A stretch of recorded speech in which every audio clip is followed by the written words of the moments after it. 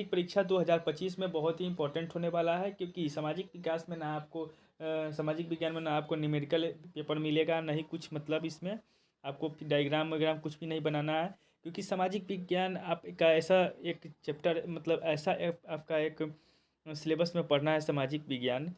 तो सामाजिक विज्ञान में आपको ज़्यादा से ज़्यादा स्कोर आप कर सकते हैं, क्योंकि इसमें जो आप अच्छे से समझ लिए तो आपको सबसे ज़्यादा इसमें नंबर आने वाला है, क्योंकि सामाजिक विज्ञान में आप भी जानते हैं कि इसमें कुछ ज़्यादा टफ नहीं है, सिर्फ आपको समझना है। तो चलिए आपको उस आज का जो सेशन है उन बच्चों के लिए होने वाला है जो कि मैट्रिक परीक्षा 2025 में तैयारी कर रहे हैं और अभी तक कुछ भी नहीं पढ़े हैं। तो चलिए उनको आज एक सबसे शॉर्टकट तरीके से जितना हो सके अच्छे से समझाएंगे, ताकि मैट्रिक परीक्षा में अच्छे से प्रिपरेशन कर पाए। तो चलिए आज का पहला क्वेश्चन है कि इसका सेशन आगे बढ़ाते हैं। मिश्रित अर्थव्यवस्था क्या है? सबसे पहले है कि मिश्रित अर्थव्यवस्था क्या है। मिश्रित अर्थव्यवस्था एक आर्थिक प्रणाली होता है। मिश्रित अर्थव्यवस्था एक आर्थिक प्रणाली होता है जिसमें निजी और सार्वजनिक दोनों क्षेत्र सह अस्तित्व में रहते हैं। इसके पूंजीवाद और समाजवाद के लाभों को शामिल किया जाता है, जबकि उनकी कमियां को बचाया जाता है। अब मिश्रित अर्थव्यवस्था में कुछ ऐसा हिस्सा होता है जो मुक्त बाजार के लिए छोड़ दिया जाते हैं, जबकि कुछ ऐसा हिस्सा सरकार द्वारा प्रबंधित किया जाता है। बस इतना आपको लिख देना है मिश्रित अर्थव्यवस्था के बारे में। उसके बाद अब दूसरा चैप्टर आपको मतलब दूसरा जो टॉपिक है उसके बारे में है साख का मतलब क्या होता है। साख का मतलब किसी व्यक्ति, साख का मतलब होता है किसी व्यक्ति, संस्था या देश की वह क्षमता या योग्यता जिसके आधार पर हम उधार ले सकते हैं, और यह वित्तीय संस्था द्वारा किसी उधार देने की इच्छा को दर्शाता है। उधार देने की इच्छा को दर्शाता है। मतलब क्या है कि साख का मतलब होता है कि व्यक्ति, संस्था या देश की वह क्षमता या योग्यता इसके आधार पर हम उधार ले सकते हैं, या वित्तीय संस्था द्वारा किसी उधार देने की इच्छा को दर्शाता है, वही साख कहलाता है। साख का निर्धारित कई कारकों को निर्भर करता है, जैसे व्यक्ति की आय, उसकी वित्तीय स्थिति, उसकी उधार चुकाने की क्षमता पर निर्भर करता है, वही साख कहलाता है। चलिए आगे चलते हैं। ये कहता है प्रति व्यक्ति आय और वृद्धि राष्ट्रीय आय को प्रभावित करती है, इसका वर्णन करें। देखिए ये क्वेश्चन आपको जो है पिछले कोई प्रीवियस ईयर के पेपर से उठाया गया क्वेश्चन है, जो कि आपके एग्जाम में 2 बार 3 बार मैं देख चुका हूँ। चलिए फिलहाल इसको हम जो है इसको बारे में बताते हैं। देखिए प्रति व्यक्ति आय वृद्धि राष्ट्रीय आय को प्रभावित करती है। कैसे? चलिए पहले प्रति व्यक्ति आय में वृद्धि राष्ट्रीय आय को प्रभावित करती है। दरअसल प्रति व्यक्ति आय जो होता है राष्ट्रीय आय से सीधे अनुपातिक और देश की जनसंख्या के व्यक्त अनुक्रमानुपाती होता है। इसका मतलब होता है कि अगर राष्ट्रीय आय में वृद्धि होती है तो जनसंख्या की वृद्धि की दर को कम करती है। अगर राष्ट्रीय आय में वृद्धि अगर होती है तो जनसंख्या वृद्धि की दर कम रहती है, तो प्रति व्यक्ति आय में वृद्धि हो जाती है। तो चलिए मतलब आपको ये समझ मतलब जो जितना भी अच्छे सरल भाषा में समझाना था उतना मैंने समझा चुका है। जैसे कि आप देखिए एक और दूसरा लाइनिंग है, दूसरा पॉइंट है इसका, प्रति व्यक्ति आय का मतलब क्या होता है। तब किसी देश में रहने वाले हर व्यक्ति को आय का औसत प्रति व्यक्ति आय कहलाता है। उसके बाद है राष्ट्रीय आय किसी देश में होने वाली आर्थिक वृद्धि का दर को दर्शाता है। क्या होता है कि राष्ट्रीय आय किसी देश में होने वाली आर्थिक वृद्धि को दर्शाता है। प्रति व्यक्ति आय, अब चलिए दूसरा पॉइंट इसका आ जाता है, प्रति व्यक्ति आय अपने देश में आर्थिक स्थिति को मापने के लिए छोटी इकाई है। प्रति व्यक्ति आय अपने देश की आर्थिक स्थिति को मापने वाली सबसे छोटी इकाई होती है। उसके प्रति व्यक्ति आय का इस्तेमाल किसी भी क्षेत्र के लिए औसत प्रति व्यक्ति आय को निर्धारित करती है। एक बार फिर से आपको बताते हैं, प्रति व्यक्ति आय का इस्तेमाल किसी क्षेत्र के लिए औसत प्रति व्यक्ति आय को निर्धारित करने के लिए करती है, और आबादी के जीवन स्तर और जीवन की गुणवत्ता को मूल्यांकन करने के लिए इसका उपयोग किया जाता है। प्रति व्यक्ति आय। बिहार के शुष्क एवं पतझड़ वर्ण का संक्षिप्त में वर्णन करें। देखिए एक ज्योग्राफी का क्वेश्चन है जो कि प्रीवियस ईयर से उठाया गया है। ये क्या होता है, बिहार में शुष्क पतझड़ वर्ण का संक्षिप्त में वर्णन करें। तो बिहार के पूर्वी मध्य और बिहार के पूर्वी मध्यवर्ती भाग और दक्षिणी पश्चिमी भाग जो पहाड़ी इलाकों के शुष्क पतझड़ वन में पाए जाते हैं। बिहार के पूर्वी मध्यवर्ती भाग और दक्षिणी पश्चिमी पहाड़ी इलाकों में शुष्क पतझड़ वन पाए जाते हैं। उसके बाद पाए जाते हैं इन वनों में सबसे ज़्यादातर कैमूर और रोहतास जिले में है। कैमूर और रोहतास जिले में ये शुष्क पतझड़ वन पाए जाते हैं। दक्षिणी पश्चिमी भाग में मतलब ये पाए जाते हैं। रोहतास जिले में खास करके ये पाए जाते हैं। ये उसके बाद ये दूसरा पॉइंट है इसका, इन वनों में खैर बेहरा, पलास, महुआ, आमलातास, नीम हरे जैसे पेड़ लगाए जाते हैं। तो इसके बारे में आपको अच्छे से बिहार के शुष्क पतझड़ वन में संक्षिप्त वर्णन करें तो इसका आप इतना लिख सकते हैं कि इन वनों में खैर, बहेरा, पलास, महुआ, अमलतास, शीशम, नीम, हरे पेड़ पौधे लगाए जाते हैं। शुष्क पतझड़ वन में नमी को बरकरार रखने के लिए शुष्क मौसम में पत्ते गिर जाते हैं और वन इस प्रकार है, निम्नलिखित है। शुष्क पतझड़ वन में नमी को बरकरार रखने के लिए शुष्क मौसम में पत्ते गिर जाते हैं। जैसे कि बिहार में वनों के इस प्रकार है।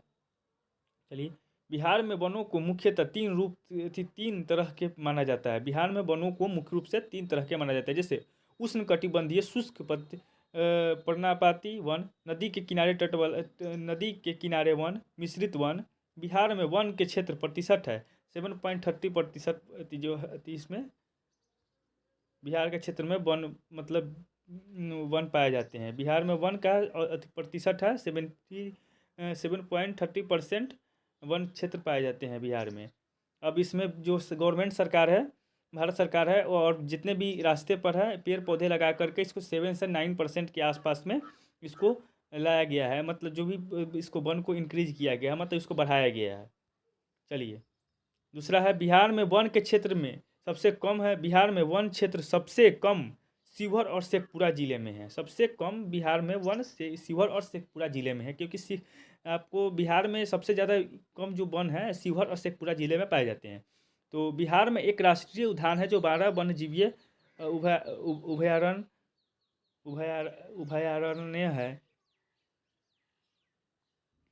अभयारण्य है। उसके बिहार की अर्थव्यवस्था की रीढ़ है। कृषि बिहार की अर्थव्यवस्था की रीढ़ है। कैसे? देखिए, ये आपको एकदम आएगा एग्जाम में, क्योंकि आपको ये भी क्वेश्चन है, सब प्रीवियस ईयर के क्वेश्चन से उठाया गया है। कृषि बिहार की अर्थव्यवस्था की रीढ़ है। जैसे उसके बाद बिहार की ज़्यादातर आबादी कृषि पर निर्भर है। ये तो सबको पता है, बिहार में कृषि पर ही निर्भर है।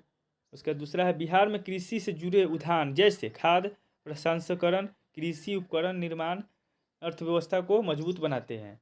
बिहार में कृषि से खाद्यान्न सुरक्षा मिलती है और ग्रामीण विकास होता है। ये तो सबको पता है कि आपको भी, कि बिहार में जो कृषि से खाद्य सुरक्षा मिलती है और ग्रामीण विकास भी होता है। बिहार में कृषि के उत्पादन प्रणाली नियोजन आबादी प्रतिशत 77% है, जो कि राष्ट्रीय औसत से ज़्यादा है।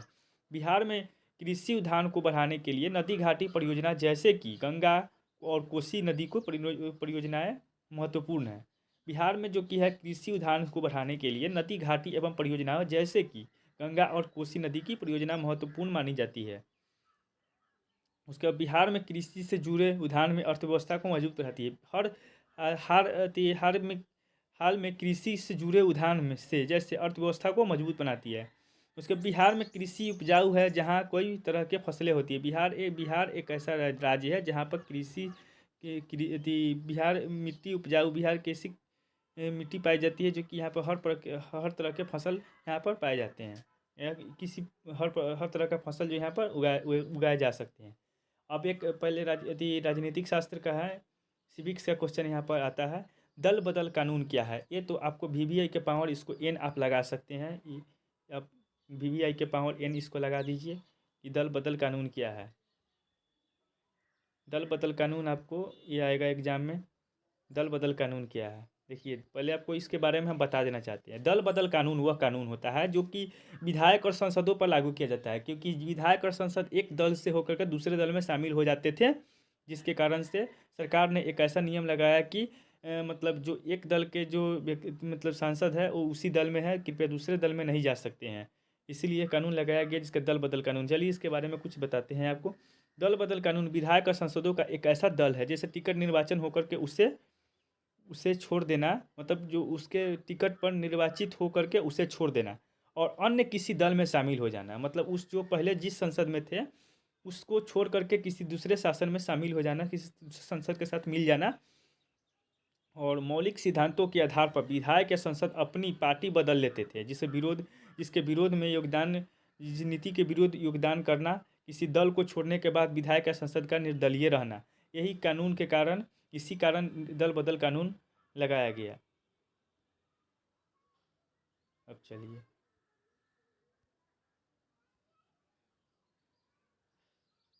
उसके बाद भारत में 4 तेल शोधक कारखानों के नाम लिखे। ये आपको भी पिछले साल के क्वेश्चन से उसको उठाया गया है।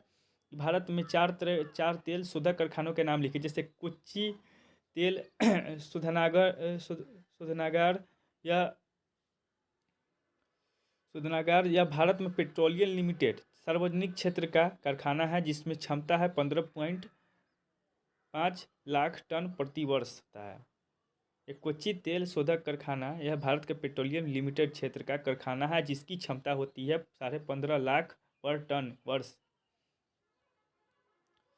उसके बाद एक और है पानीपत तेल, दूसरा है पानीपत तेल शोधनागार।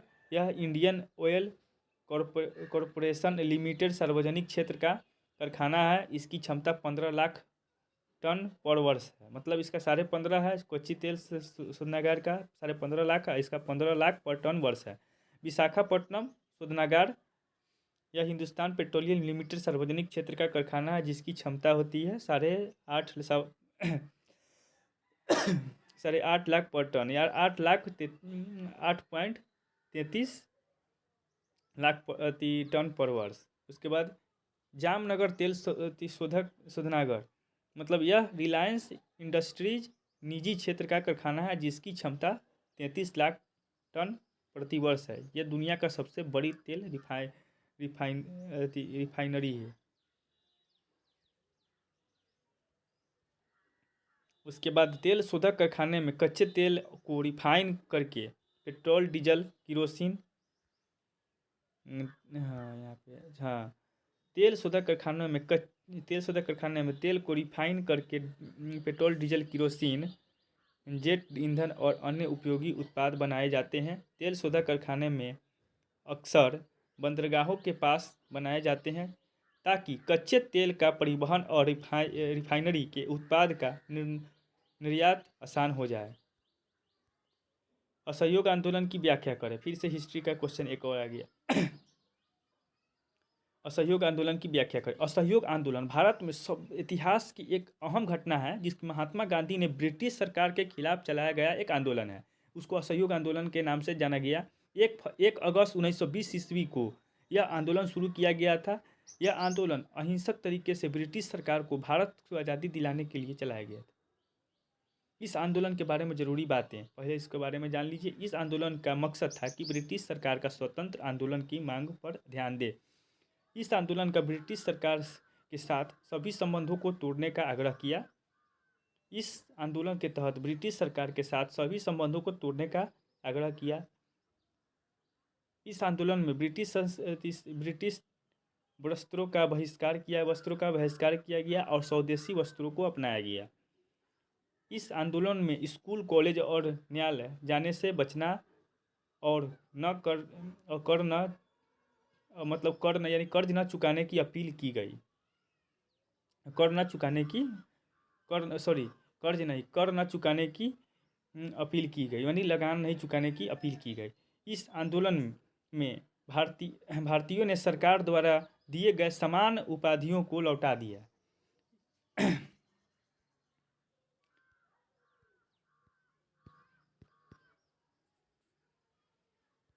कहाँ गया?